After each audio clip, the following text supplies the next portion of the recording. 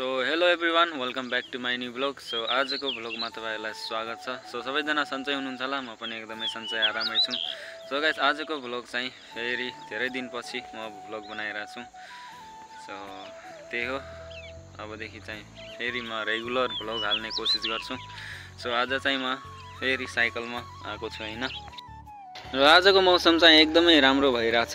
So because आज चाहिँ घाम लागिरहेछ होइन, घाम एकदमै टक्क लागिसकेको छ। हिजो अस्तिसम्म त पानी पर्ला जस्तो भइरहेको थियो, आज राति पनि पानी पर्ला जस्तो त भइरहेको थियो, तर बिहान भएपछि घाम भयो। सो त्यही हो, अब त्यसको साथै एकछिन सिनेमेटिक इन्जोय गर्नुहोस् है त।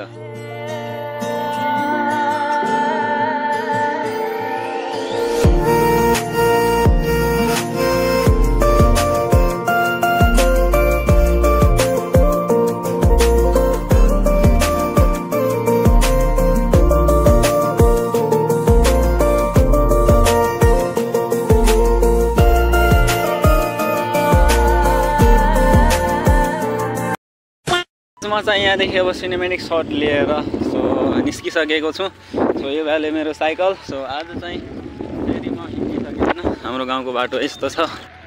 अब यहाँदेखि चाहिँ फेरि अब ग्यारेज पुग्न मलाई समथिङ 1 घन्टा जति लाग्छ, किनभने साइकलमा छु नि त आज, त्यही भएर। सो त्यही हो, अब यहाँदेखि लागम। अब यहाँदेखि चाहिँ पिच रोड मात्रै छ, अनि लास्टमा गएर त्यहाँ कलवापुरको जङ्गलमा मात्र हो अफ रोड। सो म चाहिँ भ्लग बनाउँछु भन्दा भन्दै होइन, बिचमा फेरि ग्याप गरेको थिएँ, किनभने भ्लग एक दिन नबनाएपछि कस्तो नबनाऊ जस्तो झ्याउ लाग्ने रहेछ।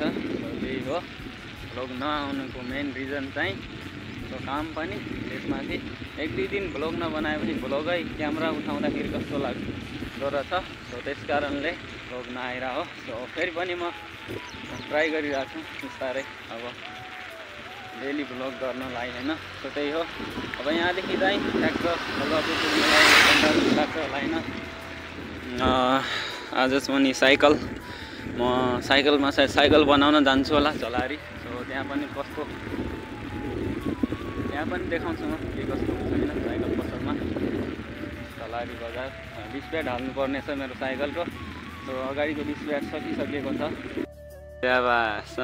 यस्तै काम गर्नुपर्छ। सो काम त गरिराख्नुपर्छ। सो त्यही हो, म चाहिँ यहाँ पुगिसकेँ हाम्रो कलवापुरको जङ्गलमा। सो यो जङ्गलमा चाहिँ चिसो मौसममा एकदमै चिसो भइरहेको हुन्छ यो, किनभने चारैतिर रुख छ। सो त्यस कारणले जङ्गलको बिचैमा यो बाटो एकदमै राम्रो, निट एन्ड क्लिन भन्नुपर्छ। सो त्यहाँदेखि पर बस देखिरहेछ कि नै, बसदेखि चाहिँ अफ रोड छ, यहाँदेखि तलसम्म चाहिँ पिच रोड छ भन्नुपर्छ। सो त्यही हो, अब यहाँदेखि चाहिँ म साइकल हिटालिरहेको छु, किनभने यहाँदेखि क्यामेरामा देखिँदैन होइन, तर त्यहाँ तलदेखि यहाँ माथि होइन उकालो छ क्या। लाइक साइकल चलाउने बेला थाहा हुन्छ, सो बाइकमा हुँदा त थाहा हुँदैन त्यति। सो साइकल चलाउँदाखेरि चाहिँ त्यहाँ तलदेखि यहाँ माथिसम्म उकालो छ, त्यस कारणले थकाइ लाग्यो भन्नुपर्छ होइन। सो त्यस कारणले म हिँडाइरहेको छु साइकल आफ्नो। सो अगाडि पुगौँ। A few moments later. So म चाहिँ ग्यारेजदेखि निस्केर पनि गेटा पुगिसकेको छु होइन।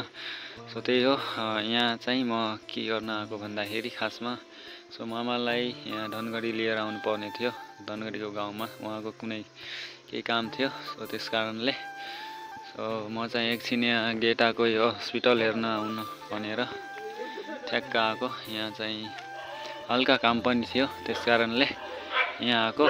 सो यहाँको लाइट चाहिँ एकदमै मस्त रहेछ। सो चारैतिर रात पनि दिन जस्तो बनाएको रहेछ क्या यहाँ। चाहिँ यहाँ पुगिसकेको छैन, सो अब एकछिनपछि यहाँदेखि चाहिँ घरतिर लाग्नुपर्ने हुन्छ। अरे यो त टोक्ला जस्तो गरिरहेको छ यहाँ, हेर्नु न यो कुकुर। अहिलेसम्म त मलाई भुकिरहेको थियो। है ज्याक, ल टोक्ला जस्तो गरिरहेको थियो यार अहिलेसम्म।